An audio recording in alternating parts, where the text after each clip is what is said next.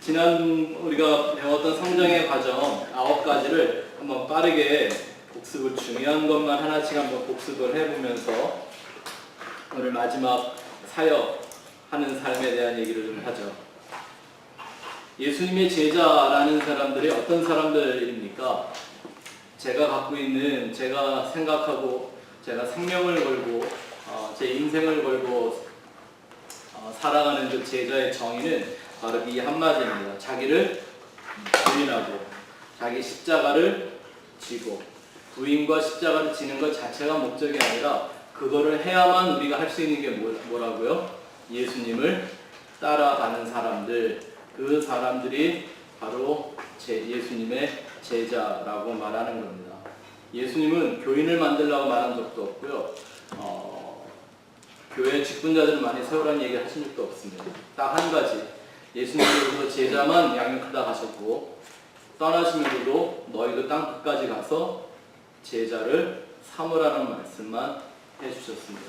예수 믿는 사람들이 이 땅에 살면서 절대 포기하지 말고 하나님 나라에 가는 그날까지 해야 될 일이 뭡니까? 예수 그리스도가 말씀하시고 보여주신 그 제자를 택하고 제자를 세우고 제자로 훈련하고 또 그들이 또 나아가서 또 제자의 역사를 이루어갈 수 있게 만드는 그것입니다. 그 사람들이 반드시 알고 있어야 되는 9가지 큰 주제들이 여기 나오는데요. 첫 번째, 우리가 배웠던 구원은 어떤 거죠? 옛사람에 대하여 죽고 그리스도 안에서 새 피조물로 사는 것, 그걸 바로 구원이라고 한다고 했습니다. 다양한 더 좋은 정의들이 있을지 모르겠지만 우리가 정리하는 마음에서 중요한 것만 한번 체크를 해보는 겁니다. 갈라디아서 2장 20절 외워봅시다. 시작. 내가 그리스도와 함께 십자가에 못 박혔나니 그런즉 이제는 내가 사는 것이 아니요 오직 내 안에 그리스도께서 사시는 것이라. 이제 내가 육체 가운데 사는 것은 나를 사랑하사 나를 위하여 자기 자신을 버리신 하나님의 아들을 믿는 믿음 그 안에서 사는 것이라. 그 아들을 그냥 믿는다라고 하지 않고 믿는 믿음 안에서 사는 것, 이것이 우리가 하나님의 믿음과 연합되는 것을 의미하는 거죠. 인간 고유의 믿음을 말하는 게 아니란 말입니다. 자, 두 번째, 하나님의 속성. 우리 하나님은 영원함, 절대성, 또 전지전능하신다는 걸 깨닫는 모든 순간 사실 그것 때문에, 하나님 때문에 우리 안에서 계속 다 바뀌어야 되는 것이 있습니다. 첫 번째는 모든 성과 악에 대한 가치와 기준이 하나님 안에서는 다 죽어버립니다. 세상에서 말하는 선과 악에 대한 기준이 달라진다는 얘기죠. 또 그 다음에 보면 도덕적이며 정치적인 자유의 개념도 파괴된다. 우리가 말하는 자유는 민주주의가 우리에게 주는 그런 자유, 그런 거 아니에요. 네. 또 그것만이 유일한 절대 기준, 절대 가치가 된다. 그것이 바로 하나님은 거룩하다라는 말을 뜻하는 것이다. 너 밑줄을 건너주시게. 하나님이 거룩하다라는 말이 바로 그 의미입니다. 또 세 번째, 우리는 하나님의 성경에 대해서 배웠죠. 성경은 생명과 죽음을 설명하는 책입니다. 그냥 한 사람이 와서 살고 죽고 하는 얘기가 아니라 영원한 생명과 영원한 죽음이 뭔지를 우리에게 정확하게 보여주는 유일한 진리의 말씀이 바로 하나님의 성경입니다. 그래서 성경은 모든 것을 다 죽이는 것을 볼 수가 있습니다.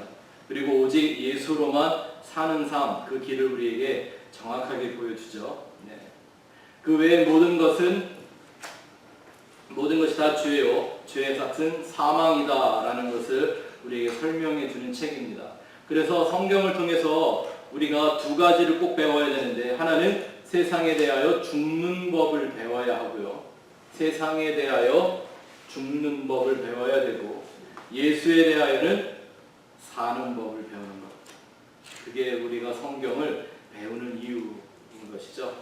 베드로전서 1장 24절 25절 읽어보죠. 시작. 그러므로 모든 육체는 풀과 같고 그 모든 영광은 풀의 꽃과 같으니 풀은 마르고 꽃은 떨어지되 오직 주의 말씀은 세세토록 있도다 하였으니 너희에게 전한 복음이 곧 이 말씀이라. 아멘. 무엇이 영원한가를 붙잡아야만 우리는 그 영원과 함께 갈 수가 있습니다. 네 번째는 기도 배웠죠. 기도는 뭐라고 그랬습니까? 내 뜻을 이루는 게 아니라 사람과 세상의 목적이 아닌 하나님의 뜻을 받아들이고 그 뜻을 이루는 것이 기도라고 그랬습니다. 그러기 위해서는 반드시 우리가 해야 되는 게 뭐예요? 하나님의 뜻 앞에서 내 뜻을 죽이는 걸 배워야 하는 거죠. 기도하는 자리란 나는 죽고 하나님만 사는 그 자리가 바로 기도하는 자리여야 그것이 예수님이 했던 기도를 우리가 따라하는 모습이 됩니다. 이런 기도 우리가 할 수 있는 최고의 기도입니다. 우리가 뭘 잘해서가 아니라 내가 이 기도를 통하여 하나님이 원하시는 그 영적인 자리를 찾는 것, 그게 진짜 우리가 해야 될 기도죠. 반면에 자기 소원이나 목적을 이루기 위한 그런 기도는 이 기독교를 미신적인 우상숭배로 만들어버릴 뿐이죠. 다섯 번째는 교제, 코이노니아를 배웠습니다. 교제는 뭐죠? 하나님의 통치가 이루어짐으로 그 나라가 확장되는 공간을 교제라고 합니다. 하나님의 나라, 하나님의 왕국이 우리 삶 속에 이루어지는 거죠. 꼭 기억하시기 바랍니다. 왜 우리 삶 속에 우리가 하나님의 나라를 말하고 하나님의 왕국을 말하지만 이게 잘 안 이루어지냐면 우리는 왕을 안 좋아하는 사람들이기 때문에 그렇다는 거. 그렇죠? 우리는 왕국 안 좋아해요. 사실 누가 독재하는 거 안 좋아합니다. 근데 우리는 하나님만이 나의 주인이라고 고백하는 사람들이 되어야 합니다. 맞습니까? 그때 우리 안엔 진정한 하나님의 나라, 코이노니아가 이루어지게 되죠. 그래서 성도들이 참된 교제를 하면 그 안에서 어떤 일이 일어나야 정상입니까? 내가 그 안에서 죽어지고 나를 살게 하는 예수님만 드러나는 일이 일어나야 하는 거죠. 말씀드렸습니다. 교제는 때로 하나님이 우리를 연단하는 용광로 같이 쓰신다라는 겁니다. 그래서 예수 믿다가요, 우리가 사람들하고 좀 관계가 어려워지고 좀 삐끗거리고 서로 삐죽거리고 이런 거 다 당연한 일입니다. 다 해야 되는 일이고요. 다 경험해야 되는 일입니다. 아멘. 네, 그래야 내가 어떤 사람인지 정체가 드러나거든요. 자, 여섯 번째 과정에서는 전도는 뭐 하는 거죠? 진리를 전하는 것입니다. 생명의 도를 전하는 것이죠. 네. 안타까운 오늘도 우리가 공부를 했지만 죽는 길 전하면서 그거를 진리 전도라고 말하면 참 어렵죠. 7과에서는 성령 충만한 삶에 대해서 우리가 생각해 보았습니다. 성령 충만한 삶이라는 게 어떤 종교적인 열심이나 노력을 의미하고 뭐 열정이 뜨거워지는 상태를 의미하는 게 아니라 그리스도를 영광되게 하기 위해 예수를 영광되게 하기 위해 나의 모든 것을 예수에게 굴복시키고 죽음에 넘기우는 것, 그게 바로 성령 충만이라는 것을 우리가 살펴보았습니다. 오늘 여러분들에게 좀 아시면 좋을 일이지만 이해하시기가 어쩌면 힘들지 모르는 얘기를 하나 해드릴까요? 그리스도라는 말이 뭐죠? 이게 누구의 이름에 붙어 있어요? 그러니까 예수 그리스도 그러잖아요. 그러니까 예수님은 first name이고 last name이 그리스도예요? 아니죠, 그죠? Jesus Christ 그러니까 지저스가 first name이고 Christ가 last name인가 이렇게 생각을 하는데 그러지 않아요. 예수님의 이름은 뭐 하나밖에 없어요? 예수라는 이름만 있어요. 그리스도는 예수님의 이름이 아니라 예수님의 직분이었죠. 맞아요? 그리스도는 헬라어고 이 말을 히브리어로 하면 뭐예요? 메시아. 이 말을 풀어놓으면 영어로 풀어서 말하면 anointed one. 무슨 말이에요? 기름 부음을 받은 자라는 뜻이잖아요. 그죠? 네? 그러면 구약 성경에 기름을 부어 세웠던 하나님의 종들이 있죠. 세 가지 부류의 사람들이 있었는데 누구였어요? 왕. 제사장. 그렇죠. 제사장과 선지자. 이 세 사람들을 세울 때는 항상 기름을 부어서 세웠죠. 그 기름 부음 받은 사람들을 뭐라고 부르는 거예요? 그리스도라고 부르는 거예요. 그러니까 이 그리스도라는 말은 예수한테만 쓰여지는 고유명사가 아닌 거예요. 원래는 오늘날은 우리가 예수 그리스도라고 해서 이거를 하나의 예수님의 이름처럼 생각을 해버리기 때문에 이 말을 아무한테나 못 쓰는데, 그렇죠. 그런데 성경은 말하기를 우리가 성령 충만을 받은 사람이면, 성령과 함께 하는 사람이면 우리도 뭘 받은 거라고 그래 얘기해요? 기름 부음 받은 왕 같은 제사장이라고 다 얘기하잖아요. 그렇죠. 그럼 우리도 뭐예요? 그리스도죠. 근데 이런 말 하기가 좀 미안하죠. 예수님한테 어휴 어떻게 그런 겸손한 마음은 너무 좋아요. 크리스찬이란 말은 원래 그리스도를 흉내내는 사람들이라고 예수님을 놀리려고 그리스인들이 만들어 놓은 말이에요. 근데 성경이 말하는 정말 예수를 따라가는 사람들은 어떤 존재가 돼야 돼요? 하나님 안에서 그리스도가 되는 거예요. 누구를 닮아가는? 예수를 닮아가는. 그래서 내가 예수와 예수 그리스도로 연합하는 거예요. 내 안에 누가 산다? 예수가 그리스도로 산다 그러는 거예요. 그게 진정한 의미에서의 성령 충만이라는 거죠. 잘 한번 생각해 보십시오. 자, 8번 가서 볼까요? 8과에서 우리가 시험을 이기는 삶에 대해서 공부했습니다. 시험을 통과하는 삶. 하나님이 우리를 반드시 시험하셔야 합니다. 아멘. 이렇게 한번 생각을 해보시면 어떨까요? 우리가 마귀의 유혹, 마귀의 시험을 이길 수 있는 최선의 방법은 하나님이 나를 계속 시험하는 겁니다.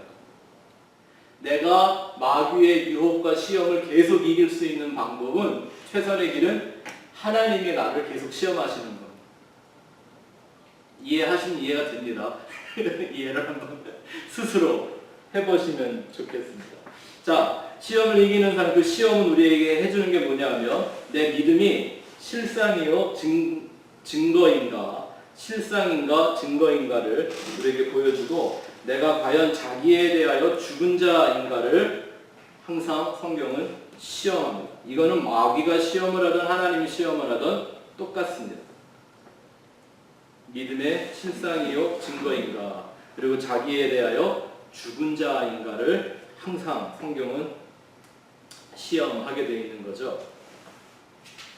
또 지난주에 우리가 배운 순종. 순종은 뭡니까? 오직 믿음을 의로 여기시는 그 하나님을 믿음으로 하나님께 그 믿음을, 내 믿음을 증명하는 것이죠. 내 믿음을 하나님 앞에 표현하고 증명하는 그 일이 바로 순종이라고 하셨습니다. 순종의 끝은 뭐가 될 수밖에 없을까요? 순교이죠, 순교. 오늘 우리가 공부하겠지만 사도행전이 우리에게 보여주는 성도, 이 평신도라는 말이 좀 마음에 잘 안 들어요. 성경에 평신도라는 말이 없어요. 성도, 목사도 성도고 모든 하나님의 자녀들이 다 성도이죠. 네? 그 캐톨릭에서는 세인트라는 칭호를 붙여주죠. 뭐 세인트 프란시스 이렇게 얘기하잖아요. 성경적으로만 보면, 복음적으로 보면 저도 성자예요. 세인트 데이비드, 세인트 김종배, 세인트 이춘실. 다 우리는 하나님이 보시는 성도, 그 세인트란 말입니다. 그죠? 우리의 삶의 끝은 뭐가 되어야 돼요? 여러분, 순교는 꼭 어디 가서 목이 잘리거나 불에 타 죽어야만 순교가 아니에요. 내 삶 전체를 하나님을 드러내는 일을 하다가 내 인생의 세상의 끝마침을 하는 것, 그게 성도의 죽음이에요. 그걸 순교라고 말합니다. 시편에 보면 하나님이 그런 성도의 죽음을 귀하게 여기신다고 그랬죠. 그 다음 줄 한번 가서 보죠. 자기 부인과 자기 십자가 즉 자기에 대하여는 죽고 예수님에 대하여 사는 삶, 거짓에 대하여 죽고 진리에 대하여 사는 것, 그걸 순종이라고 합니다. 그렇기에 외형적으로 보이는, 순종처럼 보이는 행동에 하나님은 속지 않으십니다. 이것이 우리가 지난주까지 공부한 중요한 내용이었습니다.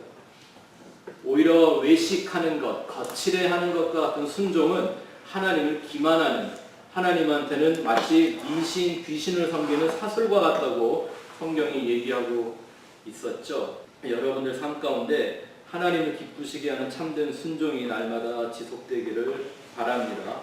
자, 이제 오늘은 우리가 마지막으로 사역하는 사에 대한 얘기를 좀 하죠. 여러분 예수님의 제자로서 우리가 살아가기 위해 이 훈련을 했는데 그런 제자들에게 가장 주어질 수 있는 가장 축복되고 영광되는 게 뭘까요? 결국 예수님처럼 살 수 있는 기회를 얻는 거 아닐까요? 예수님이 했던 일을 나도 하는 거예요. 제가 어릴 때는요, 뭐 여기 우리 한국 분들, 남자분들은 그러셨는지 모르겠지만 저 어릴 때는 무협지라는 게 있었어요. 그래서 어릴 때는 초등학교 국민학교 때 만화를 보다가 이제 중학교 고등학교 올라가면 무협지를 읽어요.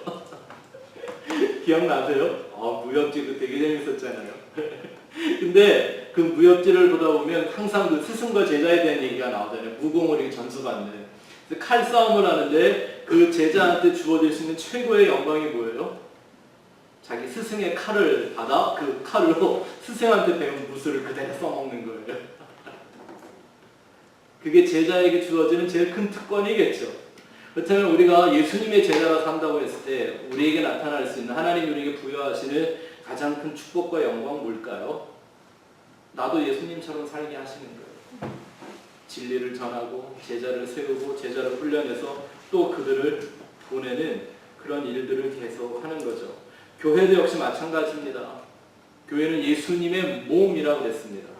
예수님의 몸, 그러니까 또 좀 이게 뭐 몸, 머리 이런 거 이렇게 바꿔서 차원을 둬서 얘기를 하려고 그러는데 교회 뭐예요?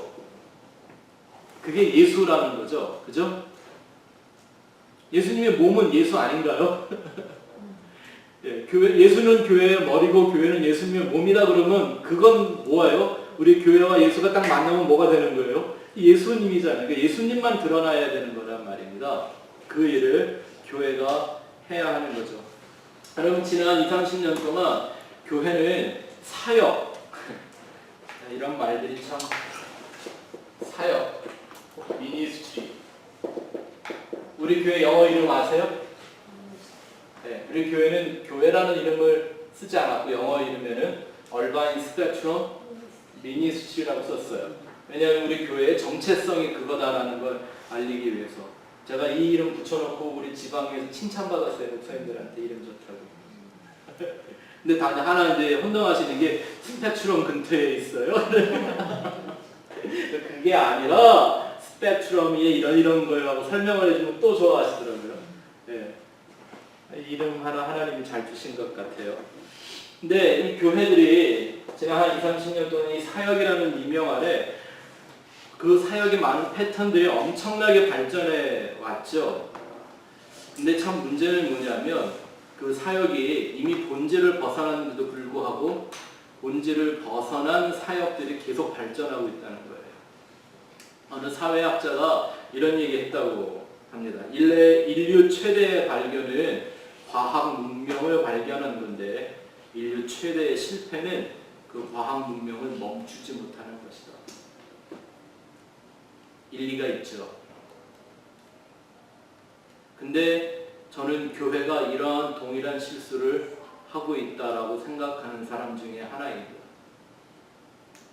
교회에게 참 다행스러운 일은 평신도 사역이라는 것을 발견해서 그 일을 열심히 해왔던 건데 이 시대의 교회가 갖고 있는 가장 큰 실수 중에 하나는 그 사역을 멈추지 못하는 거예요. 사역이 교회보다 크지 않고 교회가 예수보다 크지 않습니다. 따라해 보실래요? 사역이 교회보다 크지 않고 교회가 예수보다 크지 않고 일리가 있습니까? 근데 이 얘기는 제가 한 말이 아니라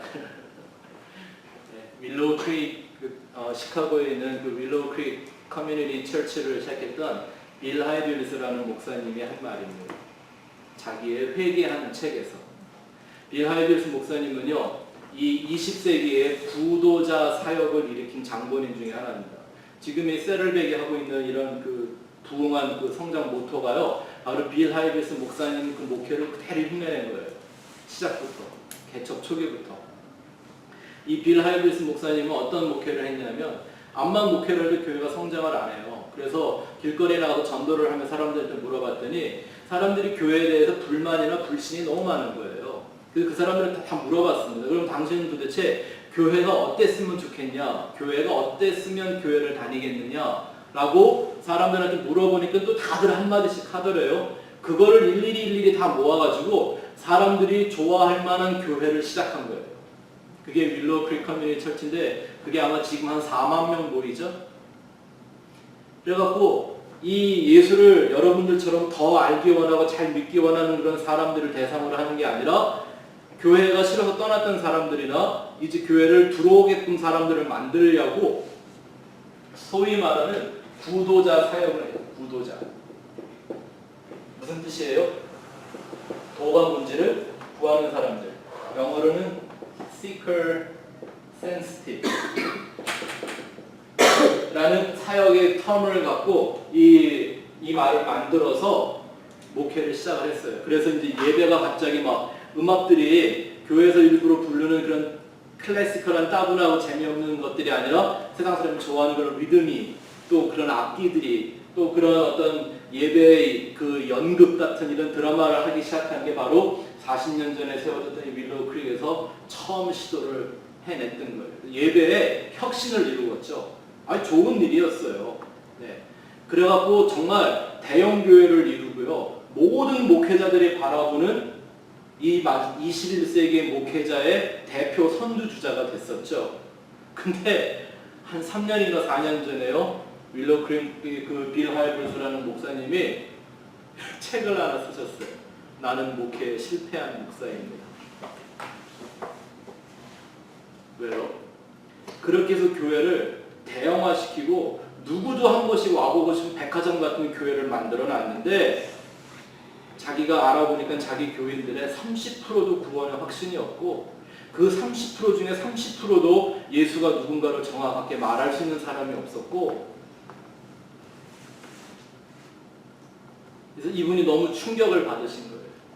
그러니까 그 사람들이 주일날에 막 구름대같이 모여 막 노래하다 흩어지고 이게 하는 게 이게 하나님의 나라 아니었다라는 걸 스스로 발견을 해낸 거예요. 그래서 그 목사님처럼 되고 싶었고 모든 목사들이 거의 그냥 막 미쳐갖고 흉내내고 똑같이 해보려고 애를 쓰는 그 상황 속에 회개하는 책을 썼어요. 나는 목회에 실패한 목사입니다. 교회라는 비즈니스는 성공을 해냈는데 예수님과 같은 목회, pastoral ministry, 나는 실패한 사람이다. 그가 그때 한 말이에요. 사역이 교회보다 크지 않고 교회가 예수보다 크지 않습니다. 근데 안타까운 건 그거라거나 말거나 사람들을 모을 수 있다는 생각 때문에 여전히 그걸 흉내내고 있는 사람들이 있다라는 것 참 안타까운 거죠. 그래서 A를 한번 보십시오. 사역의 본질. 우리가 본질이라는 얘기를 계속 하죠. 타락이 뭐라고 그랬습니까? 타락. 비본질이 본질을 삼켜버린 것. 그게 바로 타락이라고 했습니다. 그러면 사역의 본질은 뭔가 우리가 한번 제고하고 넘어가고요. 제가 오늘 여러분들에게 해보고 싶은 건 여러분 한 사람 한 사람이 하나님이 부르신 사역자라는 사실을 모두가 기억하고 또 여러분이 사는 것 자체가 사역이다라는 얘기를 우리가 좀 같이 나눴으면 좋겠습니다. 사역은 교회만 와서 하는 이게 사역이 아니라 여러분의 삶의 모든 게 뭐다? 그게 미니스트리, 그게 사역입니다. 자, 1번. 첫 번째 사역의 본질은 하나님이 행하시는 일, 그걸 우리는 사역이라고 말합니다. 하나님이 쉬지 않고 일하신다 그랬는데 하나님이 쉬지 않고 해야 되시는 그 일이 뭘까요? 하나님은 한 가지 일만 하십니다. 바로 영혼 구원의 역사인 것이죠. 그 영원한 목적을 완성하기 위해서 그분이 하시는 그 일을 하는 것, 그 영원한 목적을 위해 완성하기 위해 오직 하나님만이 하실 수 있는 그 일에 동참하는 것, 그걸 성경은 사역이라고 말합니다. 그래서 사역의 주체를 인간에게 두는 것이 바로 모든 오류의 시작입니다. 사역의 주체를 인간에게 두는 것이 오류의 시작입니다. 이렇게 말하면 되는 거죠. 그 사역을 하나님의 일이 아닌 나의 일로 만들 때 그게 바로 오류라는 겁니다. 이 사역이라는 이 차는요, 내가 운전대를 잡는 그 순간부터 궤도를 빗나가게 됩니다. 절대 내가 운전대에 앉으면 안 되는 일입니다. 하나님이 하시는 일에 우리는 조수가 되어야 하는 거죠. 자, 빌립보서 1장 6절 읽어보죠. 너희 안에서 착한 일을 시작하시니까 그리스도의 예수의 날까지 이루실지를 우리가 확신합니다. 누가 하신다고요? 우리에서 착한 일을 시작하신 그분이 또 모두 하신다고? 그리스도의 날까지 그분이 또 이루기도 하신다는 거예요. 맞습니까? 제가 여러분들이 늘 하는 말씀 중에 하나, 우리 교회를 세우면서 제가 제일 두려운 건 예수님이 맺지 않는 열매가 이 교회 안에 맺혀지는 거죠. 그게 이 교회를 더럽게 만드는 일이 되는 거겠죠. 빌립보서 2장 13절 시작. 너희 안에서 행하시는 이는 하나님이시니 자기의 기쁘신 뜻을 위하여 너희에게 소원을 두고 행하게 하시느니. 그러니 우리가 예수님 하나님과 같이 사역을 하려면 뭐가 똑같아야 돼요? 하나님의 소원과 내가 갖고 있는 소원이 똑같아야 되죠. 하나님은 절대 나를 위해 당신의 소원을 변경하지 않으십니다. 다만 누가 할 뿐이에요? 우리가 내 인간적인 소원 버리고 누구의 소원? 하나님의 소원에 맞춰가는 거죠. 그게 기도이기도 한 거고요. 그렇죠? 네. 그럴 때 우리는 그것을 사역이라고 말하는 겁니다. 그래서 하나님한테는 이 사역이라는 게 겉으로 드러나는 어떤 일보다 그 일을 행하시는 하나님의 인격과 성품을 우리가 알고 따라가는 게 정말 중요한 것이죠. 하나님의 일을요, 겉으로 드러나는 외면적인 일들만 보면요, 종잡을 수가 없습니다. 하나님이 일부러 그렇게 하세요. 왜일까요? 하나님과 마음이 합하지 않으면 그거를 이해하고 따라올 수가 없게 일부러 만들어 가시는 거죠. 자, 전도서의 3장에 그런 말씀이 나와 있습니다. 같이 읽어보죠. 시작. 하나님이 모든 것을 지으시되 때를 따라 아름답게 하셨고 또 사람에게 영원을 사모하게 하셨으니 그러나 하나님의 지정을 사랑으로 전하셨게 하셨다. 예, 그 다음 구절도 같이 읽어봅시다. 시작. 하나님께서 하신 모든 것은 영원히 있을 것이다. 하나님이 이같이 하시면 사람들에게 앞에서 정하게 하시는 줄을. 예, 그래서 나에게 어떤 일이라도 나에게 사역으로 주어진다든지 내가 사역으로 생각하고 행한다든지 할 때 우리는 반드시 이 말씀들을 기억해야 합니다. 그러지 않으면 우리는 하나님의 일을 행하는 게 아니라 내 일을 하면서 스스로 오류에 빠지게 되는 무미한 노력과 수고를 할 수가 있기 때문이죠. 자, 2번. 하나님의 완전한 계획을 완성하시는 모든 것, 이걸 사역이라고 합니다. 하나님의 완전한 계획을 이 땅에서 완성하는 것. 우리가 계속 이런 얘기를 많이 하는데 이 완전과 완성의 의미 이제 잘 분별하실 수 있으시죠? 완전이라는 것과 완성은 조금 차이가 있어요. 그죠? 구원 문제에 대한 공부할 때 우리가 이런 얘기 많이 했습니다. 우리가 받은 구원은 완전한 구원이지만 아직 완성된 것은 아닙니다. 우리가 받은 완전한 구원을 우리 일생을 통하여 하나님의 나라에 가는 날까지 완성하는 것이죠. 내가 혼자 해요? 누가 하세요? 착한 일을 시작하시니까 그리스도의 날까지 이루어주시는 믿음의 주요 온전케 하시는 이런 뜻이 이 안에 다 담겨있는 거라고 그랬죠. 이런 그 하나님의 완전한 계획을 완성하는 그 안에 들어가서 그 일을 돕는 게 바로 사역입니다. 그게 바로 성령 충만이기도 한 거고요. 우리 공부했죠. Be filled in the Holy Spirit. 그 일을 하는 게 바로 성령이 충만한 거지. 네, 뭐 몸이 뜨거워지고 열받고 그러는 거 아닙니다. 자, 이사야서 9장 6절 7절 한번 읽어봅시다. 시작. 이는 한 아기가 우리에게 낳고 한 아들을 우리에게 주신 바 되었는데 그의 어깨에는 정사를 배웠고 그의 이름은 기묘자라 모사라 전능하신 하나님이라 영존하시는 아버지라 평강의 왕이라 할 것입니다. 그 정사와 평강의 더함이 무궁하며 또 다윗의 왕자와 그의 나라에 군림하여 그 나라를 굳게 세우고 지금 이후로 영원히 정의와 공의로 그것을 보존하실 것이라 만군의 여호와의 열심히 이를 이루시리라. 아멘. 이게 하나님의 사역이란 말입니다. 도대체 우리 인간이 원하는 것들을 집어넣을 자리가 어디 있나요, 여기? 그죠? 인간이 보기에 좋은 그런 모양들을 끼워 맞출 때가 여기 어디 있어요? 우리에게 단지 필요한 건 이 하나님을 온전히 알고 내게 그 열심이 주어지는 겁니다. 누구의 열심? 하나님의 그 열심. 그 열심이 나를 움직여가는 그 모습을 우리의 삶을 통하여 우리가 완성해 가는 거죠. 그게 바로 우리가 공부하는 출애굽기란 말입니다. 그렇죠? 이스라엘 사람들의 그 노력이 아니라 누가? 하나님의 열심히 그들을 약속의 땅까지 끌고 가는 겁니다. 에베소서 1장 11절 12절 시작. 모든 일에 그의 결정대로 일하시는 이의 계획을 따라 우리가 이의 제물이고 그 안에서 기업이 되었으니 이는 우리가 그리스도 안에서 전부터 말하던 그의 영광에 찬송이 되게 하려 하십니다. 아멘. 이상하게 이런 구절을 읽어보면 이제 좀 이해가 되지 않으세요? 옛날엔 다 아는 글자를 모아놨는데 이렇게 모르겠냐 그랬는데 이제는 마음에 딱 이렇게 스며들어오는 어떤 그런 하나님의 뜻들이 있지 않습니까?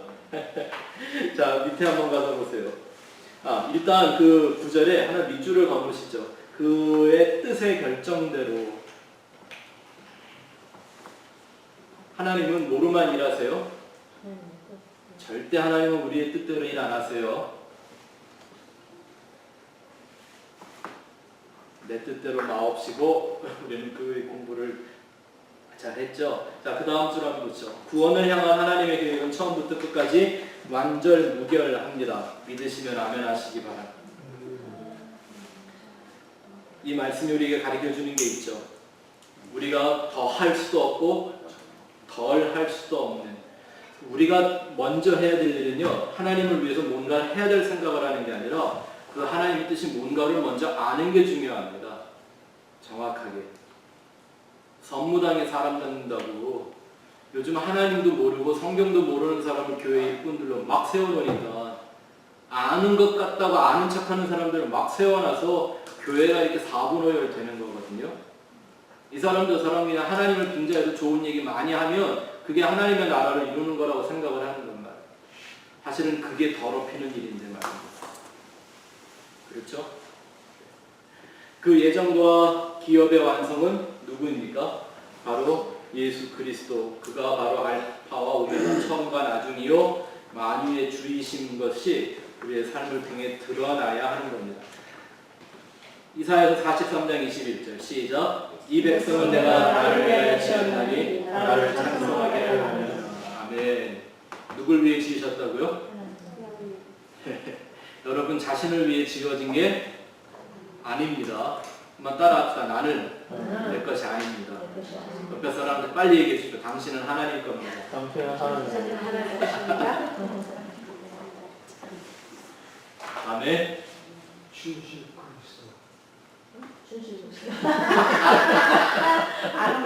네, 오늘 이런 얘기는요, 제가 제자 훈련하면 여러분들한테 얘기를 해드리는 거니까 여러분들만 아셔서 어디 나가서 야, 우리가 그리스도래 이러면 또 누가 나보고 이단이라 그래요.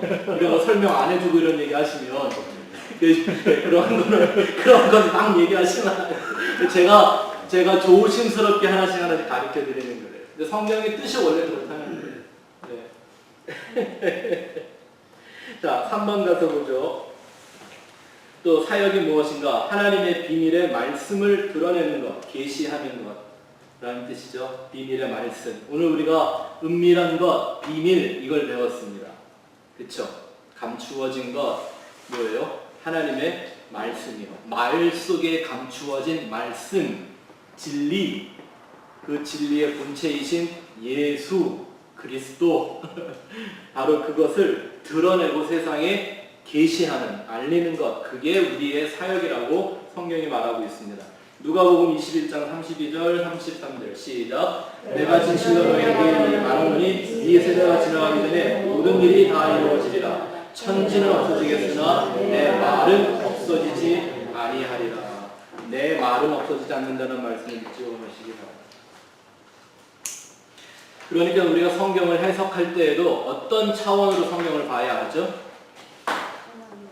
네, 절대 사라지지 않을 그런 말씀의 차원에서 봐야죠. 설교 어떻게 해야죠? 오늘 좋은데 내일은 틀릴 만한 그런 말을 하면 설교 안 되는 거죠, 그거. 네? 이 하나님의 말씀은 영원한 계획입니다. 영원한 계획. 그리고 그 계획을 다음 페이지 맨 위에 보세요. 하나님의 말씀이 영원한 계획입니다. 그 계획을 완성하는 진리입니다. 또 그 진리는 견고한 뭐일까요? 딱 와닿는 거 없으세요? 언약입니다. 네, 언약. 우리가 지난 출애굽기 배웠잖아요. 하나님 우리에게 주시는 말씀이 주어지는 동시에 뭐가 된다? 하나님과 나 사이에 언약이 된다고 그랬죠. 또 그 언약을 믿는 자들에게는 생명이 됩니다. 그 말씀 자체가 우리의 생명이 된다라는 거예요. 이 생명이 된다라는 개념을 이해하기 어려우면 보험을 생각해 보시면 조금 이해가 되실지 모르겠습니다. 그 약속이 나와 하나님과의 사이에 이루어지는 순간 뭐가 되어진 거예요? 영생보험이 딱 만들어진 거예요. 네. 아멘. 그래서 왜 생명보험 같은 경우는 내가 꼭 죽어야만 받는 거잖아요. 영생이라는 게 어떤 거예요? 내가 죽어서 하나님의 새 하늘과 새 땅으로 갈 때 거기서 확신하게 되는 거죠. 근데 다시 말씀드리면 여러분들에게는 이미 영생이 주어졌습니다. 여러분은 영생을 살고 있는 거예요. 아멘. 예수님이 그랬잖아요. 나는 곧 부활이요 생명이니 나를 믿는 자는 죽어도 살겠고 무릇 살아서 믿는 자는 영원히 죽지 않는다. 왜? 이미 우리한테는 영생이 있으니까. 육이 죽는 건 죽는 게 아니에요. 그건 불편한 껍데기 벗어버리는 거죠. 아멘. 또 그 다음 줄 한번 가서 볼까요? 베드로 후서 3장 7절 읽어봅시다. 시작. 이제 하늘과 땅은 그 동일한 말씀으로 불사르기 위해 구하신 바 되어 경건하지 아니한 사람들의 심판과 멸망의 날까지 보존하여 두신 것입니다. 우리는 이런 말씀을 증거하고 이런 말씀을 발견하며 살아야 합니다. 4번 보시죠. 또 사역의 본질 4번. 그 사역의 목적과 완성은 예수 그리스도입니다. 예수 그리스도만 드러나게 하는 것입니다. 에베소서 1장 8절 10절 시작. 이는 그가 모든 지혜와 총명을 우리에게 넘치게 하사 그 뜻의 비밀을 우리에게 알리신 것이요 그의 기뻐하심을 따라 그리스도 안에서 때가 찬 경륜을 위하여 예정하신 것이 하늘에 있는 것이나 땅에 있는 것이 다 그리스도 안에서 통일되게 하려 하십니다. 아멘. 이런 말씀들이 이제 읽으시면서 이해가 되시죠? 여러분 원래요 에베소서가 얼마나 어려운 책이냐면 이 시대의 최고의 강해 설교자라고 하는 마틴 로이드 같은 목사인데요. 에베소서 6장밖에 안 되는 에베소서를 5년간 강의했습니다. 왠지 아세요? 에베소서는 이런 아주 복음의 진수를 담고 있는 단어들이 계속 나열된 성경들이에요. 그래서 그 단어의 의미 하나하나를 모르면 알 수가 없기 때문에 그렇게 설교를 할 수밖에 없는 성경이 에베소서인데 저는 여러분들에게 에베소서 강의 안 할 거예요. 왜냐하면 제가 늘 증거하는 십자가의 도를 잘 이해하시면 에베소서는 어느 날 여러분들이 그냥 읽고 이해하실 수 있게 돼요. 산상수훈만 잘 배워놓으셔도요 로마서와 에베소서가 그냥 읽어진다니까요. 기대하십시오. 잘 배우시고 성경을 잘 맨날 좀 살펴보세요. 여러분 이 세상 천지 만물이 다 가지고 있는 목적이 뭐냐면 그 예수 그리스도 그 하나님의 진리를 증거하기 위해 지금 잠깐 하나님이 만들어 놓은 꼭 연극 무대 같은 겁니다. 드라마의 소품과 같은 거죠. 하나님이 이런 모든 장치를 해놓고 멋진 역사라는 드라마를 움직인 다음에 그 안에서 그 하나님의 뜻을 발견한 예수와 하나 된 사람들만을 딱 구별해내고 나머지는 다 불태워버릴 겁니다. 그 역사가 우리 삶 가운데 곧 일어날 겁니다. 어쩌면 우리가 살아있을 때 경험하게 될지도 모르는 일이 그 일입니다. 그래서 우리는 예수 그리스도를 알고 그를 전하는 것에 우리의 모든 사역의 초점을 맞추어야 합니다. 절대 이 드라마에서는 내가 주인공이 되면 안 돼요. 이 역사에서는. 나는 나의 갖고 있는 모든 것을 동원해서 예수 그리스도의 조연이 되어야만 합니다. 아멘. 아주 멋진 조연들이 되시기를 바랍니다. 왜 늘 조연이 멋있어야 드라마가 재밌잖아요. 네, 그게 바로 예수님의 사역자들입니다. B에 한번 가서 보죠. 예수님을 통해 우리가 배워야 되는 사역의 원리들이 있습니다. 예수님도 이 땅에 오셔서 사역을 하셨는데 예수님은 어떤 뜻으로 사역을 하셨는가? 첫 번째, 하나님의 뜻을 위해 죽는 것이었습니다. 십자가의 죽음.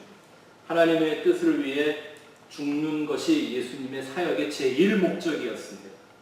예수님은 항상 말씀하시기를 나는 이 땅에 살러 온 게 아니라 죽으러 왔다. 누굴 위해서? 무엇을 위해서?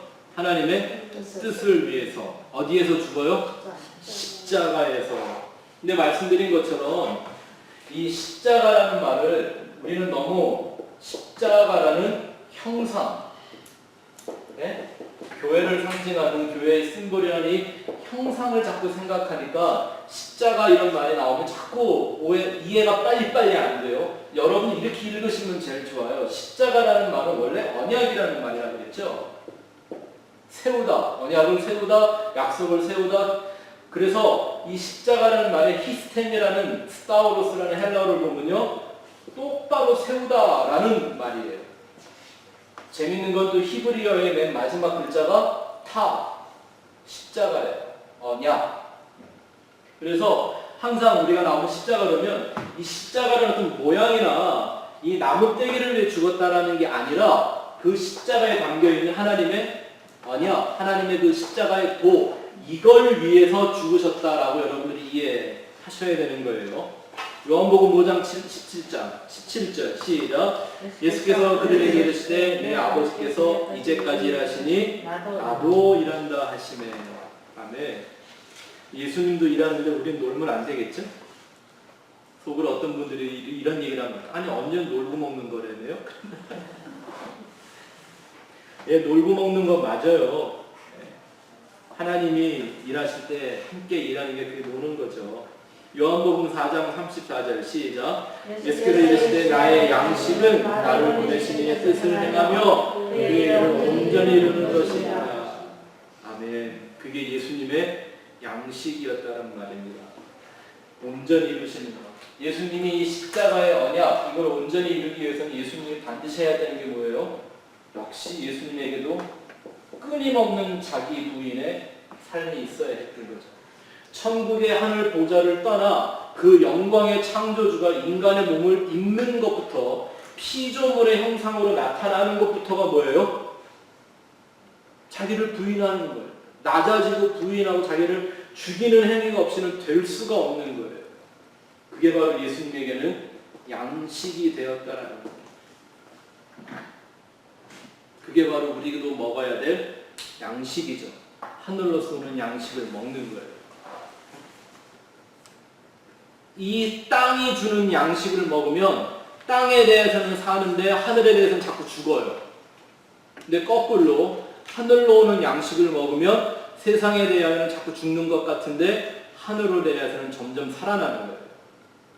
그게 우리의 양식이 되어야 하는 거죠. 그게 하늘에서 온 하나님이 주신 만나에 숨겨진 양식의 의미입니다.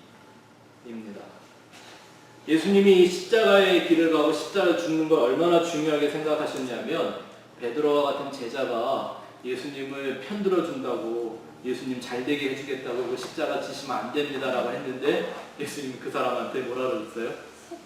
사탄아 그랬습니다. 저도요 목회하다가 어느 날 한번 이런 얘기 한번 해봤으면 좋겠어요. 다른 게 아니라 예수 그리스도의 십자가를 증거하는 일을 못하게 하는 일이 딱 나올 때는요 얼굴에 한번 철판 깔고 이 사탄한 애들아 물러가라 이거 한번 해야 되는 거 아닌 거예요? 괜히 귀신 쫓아낸다고 되지도 않는 소리 막 떠드는 것보다 그런 일들이 세상에 참 많이 있는데 사람들 그렇게 안 하죠. 예수님을 닮는다고 예수님을 흉내낸다고 하면 이런 일을 왜 절대 안 할까요? 자기를 이롭게 하는 얘기들 경우는 절대 그렇게 하지 않죠. 안타까운 게 뭐냐면요. 하나님을 위해 살겠다는 사람은 많은데 하나님을 위해 죽겠다는 사람이 별로 없어요.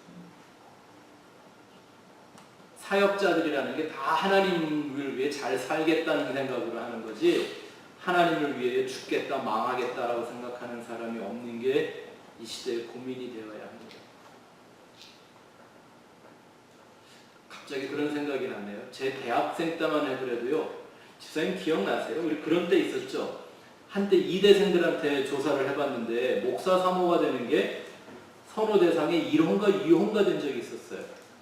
그 기억나세요? 저희 학생 때 그런 얘기들이 있었던 것 같아요. 뭐 목사들이 또 짜낸 얘기인지 꾸며낸 얘기인지 모르겠지만 아무튼 그런 얘기 들어본 적이 있어요.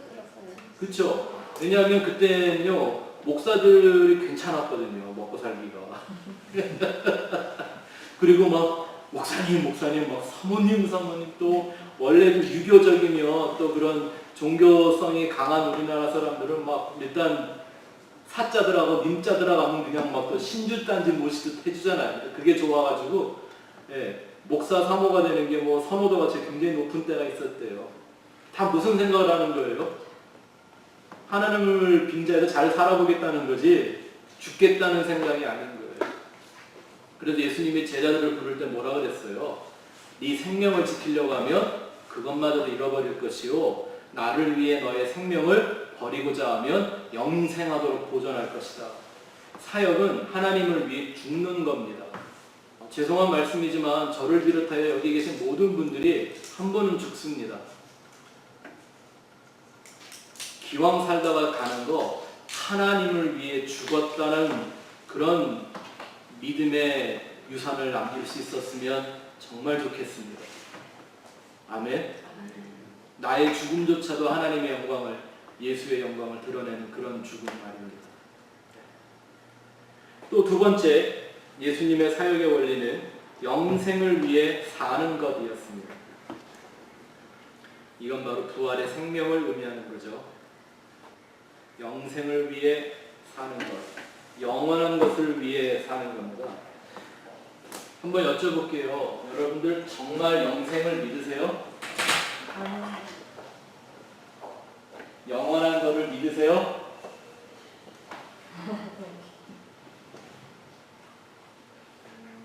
네, 종말날 때 믿으세요. 네. 너무 당연한 걸 자꾸 물어보니까 그러는 거예요. 네. 근데 사실 성경은 너무 당연한 게 너무 중요하지 않아요? 그래서 자꾸 확인하는 거예요. 자꾸. 네. 모르실까봐 물어보는 게 아니라 자꾸 확인을 하는 거예요. 우리의 생각이 변하지 않게. 영원이라는 그것이 이건 시간도 아니고 장소도 아니에요. 그렇죠?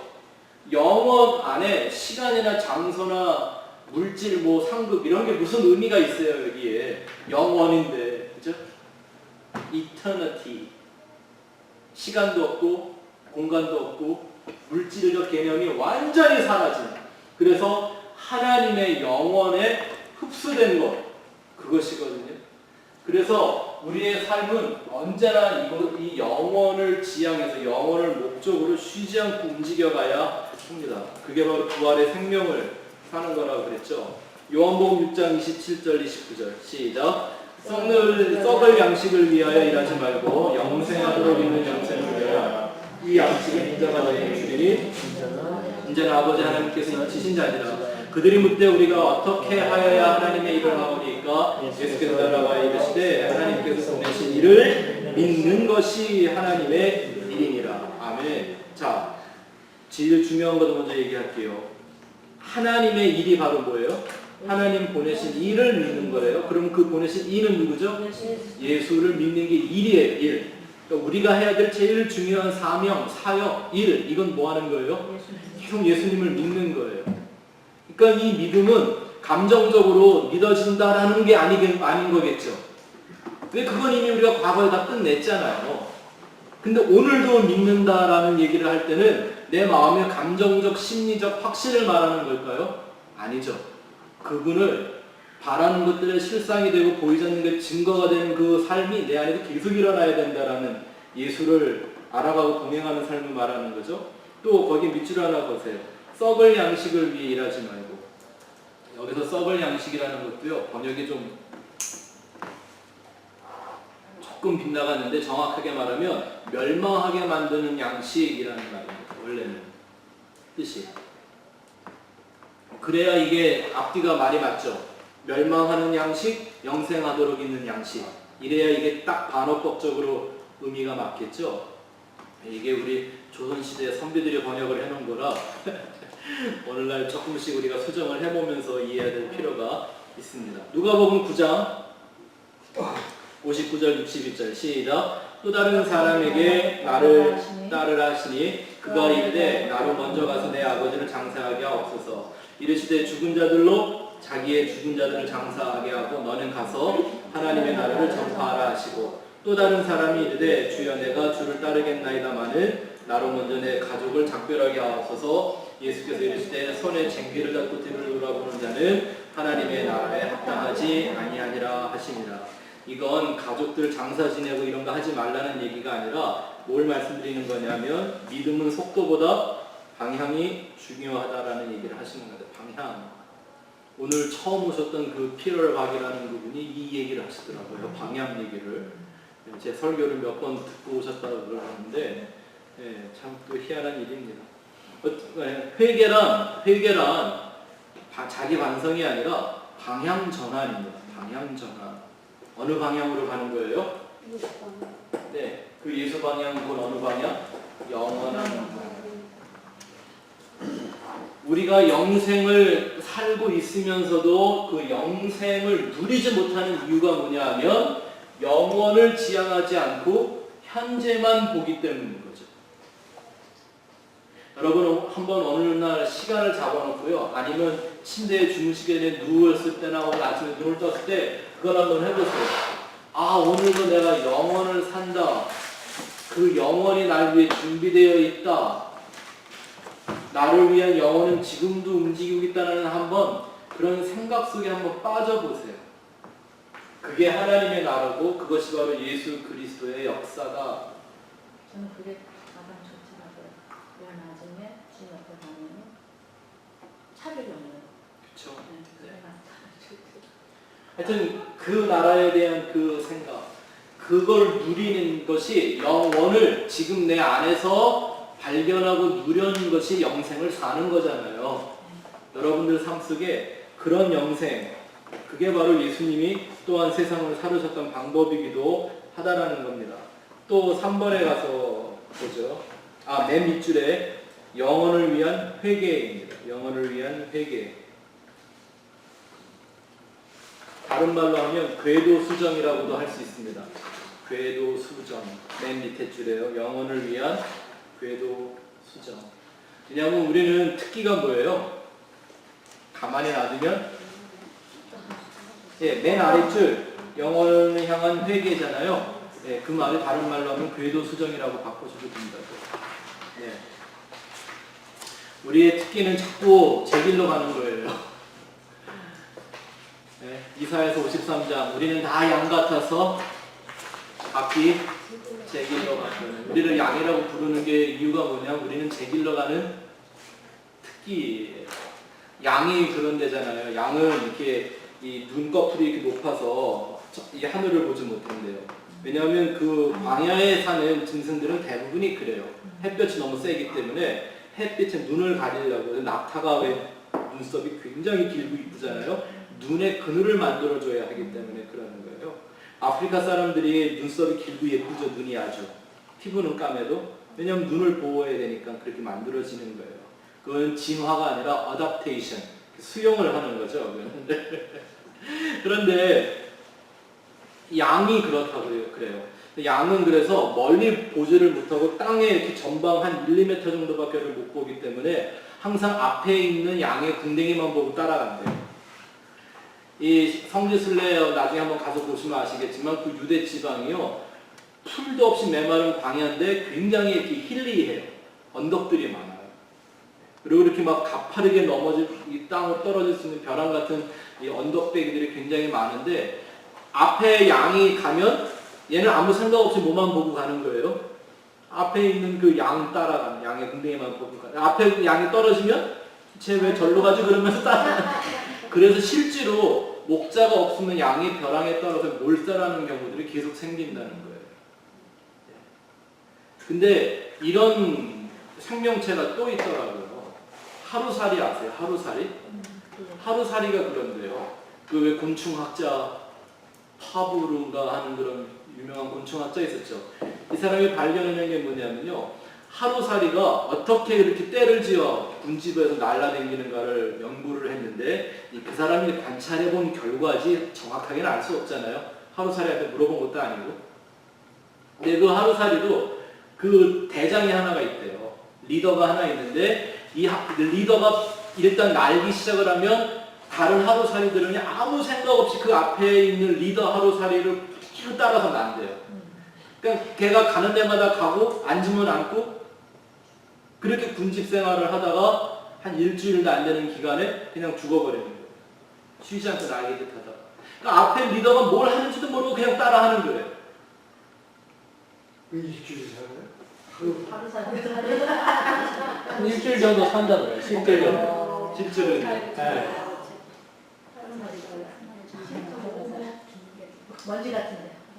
그러니까 이게 이 모든 만물들은요 다 하나님의 진리를 설명하고 있다니까요. 인간은 가만히 내비두면 다 그렇게 살아요. 그 중에 제일 정말 이 하루살이 같이 사는 나라가 우리나라인 것 같아요. 누가 뭐 하나 입으면 다 그거 입어야 되고 유행에 아주 민감하죠. 그래서 사람들이 다 멋있고 예쁘고 다 그러게 잘나 보이긴 하는데 그 유행 따라서 사는 거 이게 남진이 때문에 그런 게 생긴 것 같아요. 노래를 옛날에 사는 그런 노래들이 국가를 망치죠. 아무 생각 없이 그냥 남의 사는 대로 따라 사는 거 이거 다 하루살이 같이 사는 거란 말입니다. 영생을 살아야 될 사람들이 말이죠.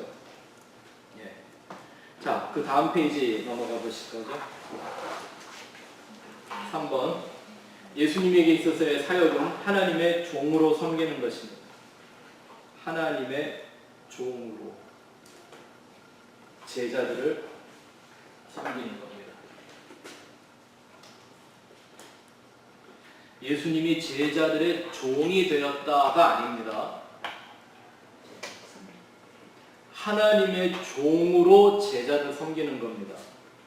맞습니까? 저희들이 제자 훈련을 하는 것도 역시 마찬가지입니다. 여러분, 목사도 하나님의 종으로 성도를 섬기는 거지 목사는 성도들의 종이 아닙니다. 아멘? 성도도 마찬가지입니다. 성도도 한 사람 한 사람이 하나님의 종으로 목회자와 성도들을 함께 섬기는 거지 목사의 종이 되는 게 아닙니다. 절대 그러지 마십시오. 그건 하나님의 나라의 원리가 아닙니다. 요한복음 13장 14절 17절 시작. 내가 주와 또는 선생이 되어 너희를 발을 씻었으니 너희가 서로 발을 씻어주는 것이 옳으니라. 내가 너희에게 행한 것 같이 너희도 행하게 하려 하여 본을 보였노라. 내가 진실로 진실로 너희에게 이르노니 종이 주인보다 크지 못하고 보냄을 받은 자가 보낸 자보다 크지 못하나니 너희가 무엇을 알고 행하면 복이 있으리라. 우리가 무엇을 알아야 한다고요? 종이 주인보다 크지 못하고 보냄을 받은 자가 보낸 자보다 크지 못하다. 나를 바라보는 마음이 항상 여기 이 자리에 이 자세에 있어야 한다는 거예요. 이 마음으로 행하는 자들이 하나님의 신령한 복을 얻는다 그랬습니다. 왜냐하면 그 자리가 그 말이 이렇게 지금 우리가 편한 자리에서 공부를 하니까 이게 쉽지요. 내가 이걸 실질적으로 적용을 해야 될 상황이 될 때는요. 그게 바로 십자가에 못 박히는 것처럼 힘들고 어려운 일이 된단 말입니다. 이게 내가 나보다 잘난 사람, 멋있는 사람, 훌륭한 사람, 성숙한 사람을 섬길 때는요. 이런 마음이 어렵지가 않아요. 근데 언제 힘들어요?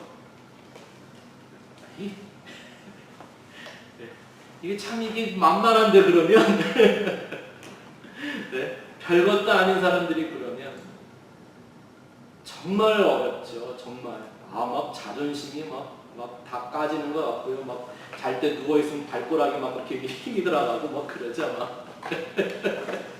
근데 주님 하시는 말씀이 그걸 알고 행하면 복이 있다. 그 사람들이 십자가의 길을 걸어가는 사람들입니다. 자, 3번.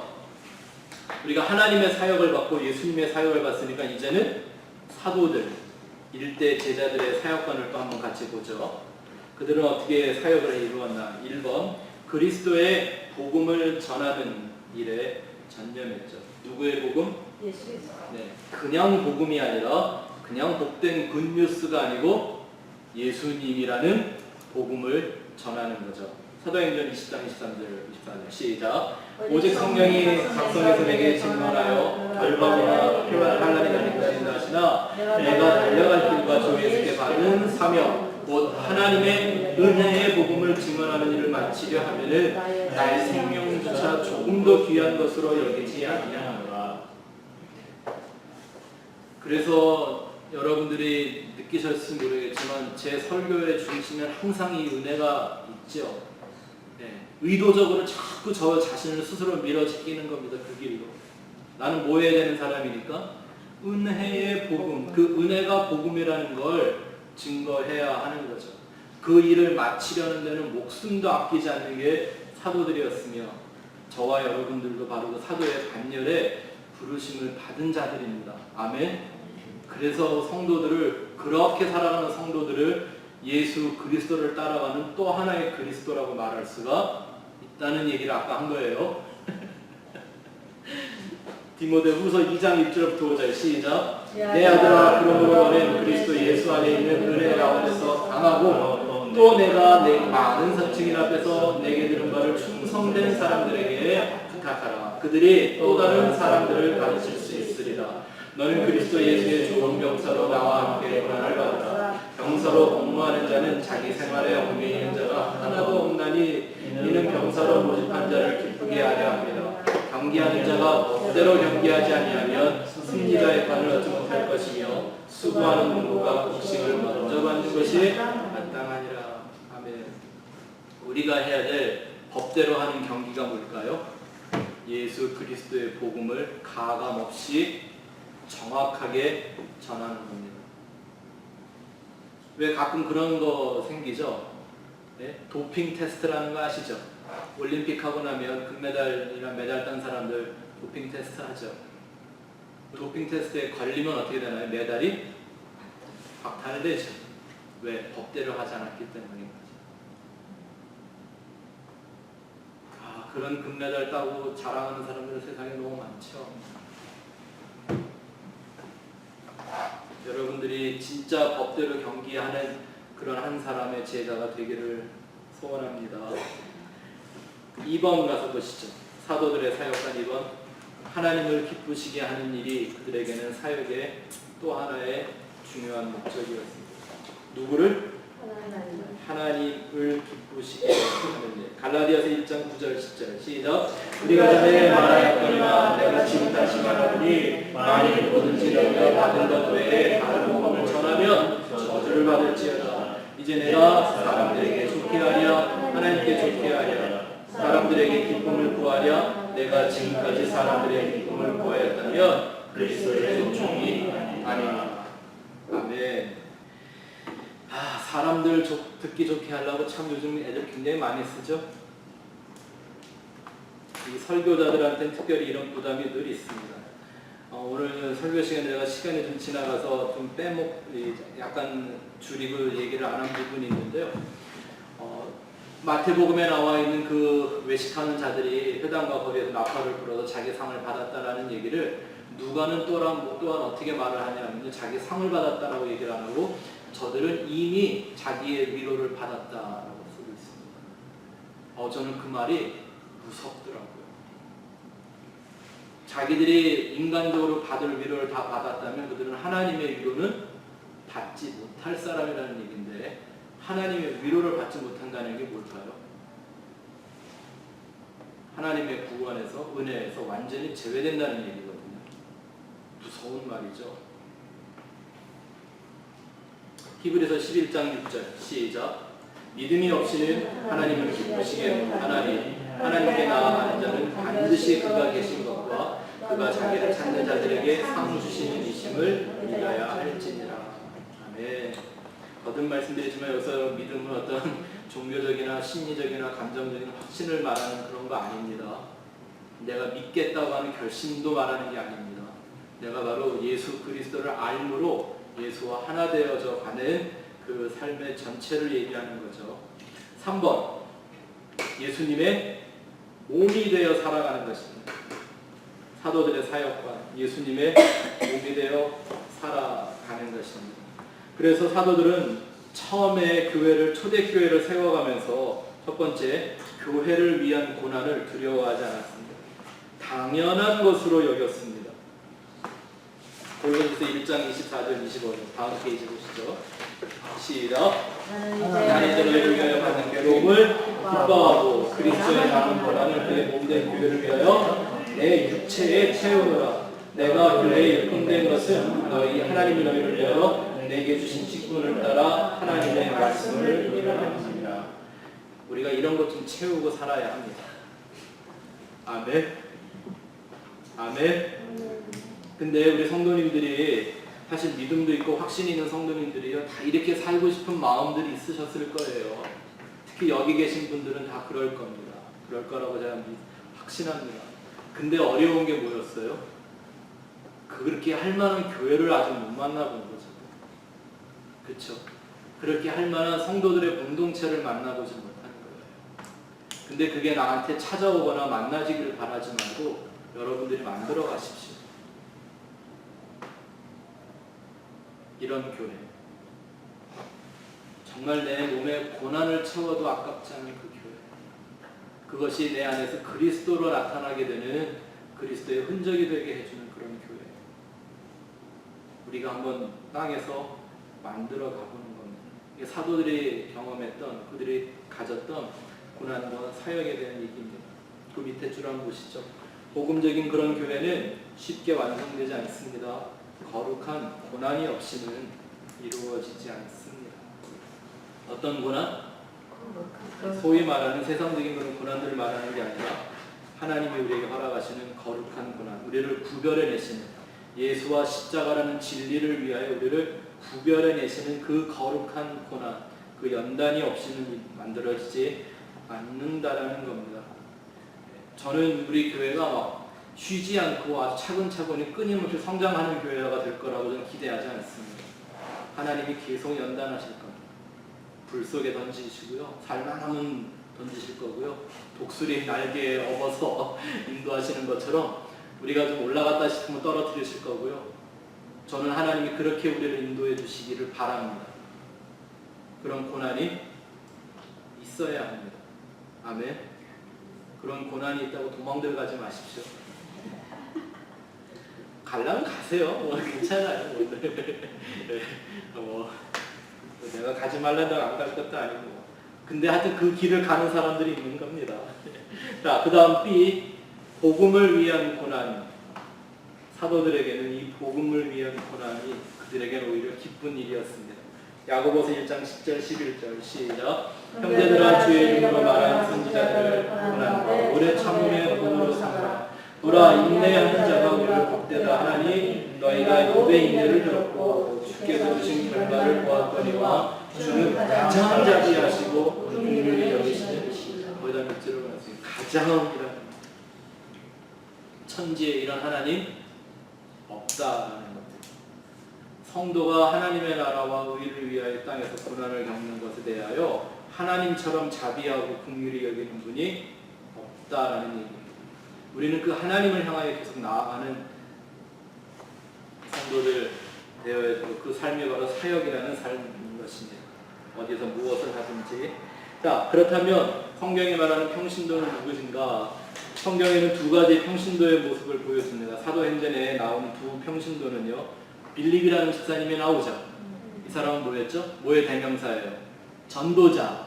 전도자. 참 얼마나 이런 사람들, 성령에 예민한 사람들이냐면요, 전도를 하다 나가는데 예수님이, 성령의 영이 그에게 광장으로 가라고 안 하시고 어디로? 광야로 가라고 합니다. 아니, 사람에게 전도를 하려면 어딜 가야 돼요? 사람 많이 모이는 광장, 시장으로 가잖아요. 근데 낮에는 사람들이 없는 광야로 가라고 그러세요. 근데 이 빌립 집사님은 그 음성을 듣고 광야로 가요.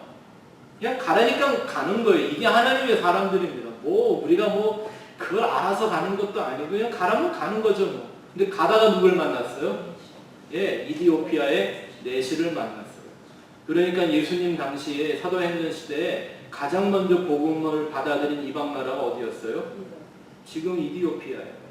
물론 초대교회 복음을 받아들였던 나라들은 다 지금 뭐 너무 힘들게 살고 있고 기독교는 유적지가 되고 말았는데요. 그 이디오피아 내시를 만났더니 그 내시가 책을 하나 뭐 펴놓고 읽고 있네. 희한하게 어떤 책을 읽고 있었나요? 성경 어디? 이사야서 53장 읽고 있는 거예요. 네? 근데 이 사람이 하는 말이 뭐냐면, 야, 내가 이걸 읽을 수는 있는데 뜻이 이해가 안 돼. 그래서 그 빌립 집사가 그 이디오피아 내시한테 이사야서 53장이 누구의 얘기인 줄을 해주는 거예요. 전도자예요. 전도자.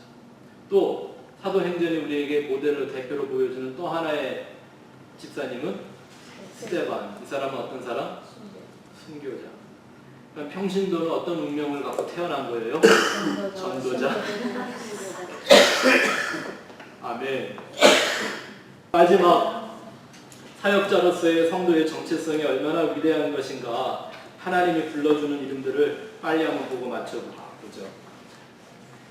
사역자들의 성경은 사람을 낳는 어부라고 부르죠. 그 뜻은 평신도는 바로 성도는 하나님의 소리이다라는 의미가 담겨 있습니다. 어떤 소리? 구원의 소리. 그렇죠. 세상의 빛이다라는 말은 하나님의 진리입니다. 내가 바로 그 진리라는 거예요. 세상의 소금, 성도는 하나님의 언약의 맛을 갖고 있는 사람들. 그 언약이 바로 십자가라고 그랬죠. 성도를 추수의 일꾼이라고 부르죠. 그 말은 하나님과의 동역자라는 뜻이 담겨 있고요. 그렇죠. 하나님이 다 길러놓고 거둘 때 우리가 함께 걷자 하시는 거지 않습니까? 아들의 형상이라는 말은 십자가의 전달자라는 것. 그게 예수님이 하신 일이죠. 예수님 먼저 십자가에 죽으시고 그 십자가를 너도 지고 와 이렇게 하셨잖아요. 그렇죠? 또 성도를 의의 병기라고 그랬습니다. 병기가 아니고 병기라고 그랬습니다. 병기라는 말은 하나님의 무기라는 거예요. 하나님은 성도와 함께 싸우십니다. 요한계시록에 보면 마지막 날 예수와 성도들은 진을 치고 거기서 사단이 멸망하는 것을 우리가 보게 되는 거죠. 그리스도의 편지, 그들은 하나님의 메신저입니다. 또한 그리스도의 향기, 성령의 십자가와 부활의 열매입니다. 그리스도의 성품으로 나타나는 거죠. 또한 우리를 지혜로운 신부라고 하셨습니다. 왜죠? 그건 예수의 일을 돕는 대필인 겁니다. 하나님이 아담에게 하와를 돕는 배필로 만들어준 것이 예수와 교회에 대한 예표였습니다. 우리 교회가 바로 그 돕는 배필, 에젤이 되는 겁니다. 그래서 에벤, 에셀이 함께 만나는 겁니다. 에벤이라는 그 돌과 에젤이라는 배필이 만나는 게 에벤, 에셀입니다. 왕같은 제사장, 또는 성도의 영원한 예배자라는 뜻이고요. 마지막 제자라는 것은 예수의 그림자라는 의미가 담겨 있습니다. 그것이 저와 여러분들의 이름이고 우리가 살아가야 될 운명이고 우리의 사역의 목적이 되어야 하며 우리 하루하루의 생활이어야 합니다. 감사하지 않습니까? 자, 이렇게 해서 4개월의 특강을 마쳤는데 여러분들 정말 수고 많이 하셨습니다.